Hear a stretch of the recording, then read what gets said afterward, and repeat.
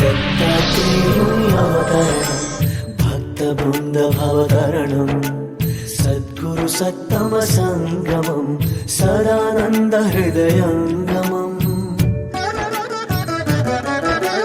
దత్తాత్రేయుని అవతరణం భక్త బృంద భవతరణం సద్గురు సత్తమ సంగమం సదానంద హృదయంగమం. అలా ఒకనాడు అనంత విశ్వమున అద్భుతమే జరిగింది. పరమ పతివ్రత ఎవరని పార్వతి పరమేశుని అడిగింది.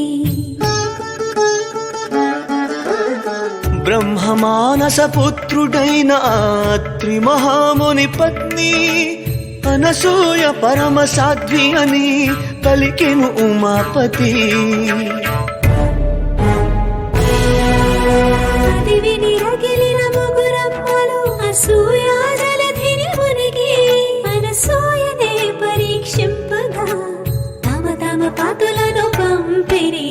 దత్తాత్రేయుని అవతరణం భక్త బృంద భవతరణం సద్గురు సత్తమ సంగమం సదానంద హృదయంగమం.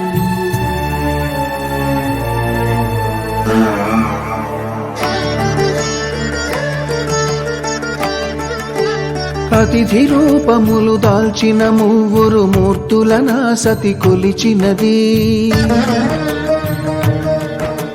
దిగంబరముగా వడ్డింపుమనిన దిక్పతులను చూచి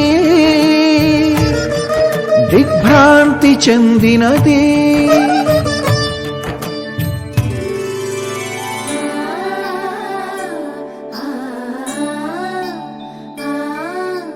కాలమూర్తులను చంటి పాపలుగా మార్చి వివస్త్రగా వెలిగినది.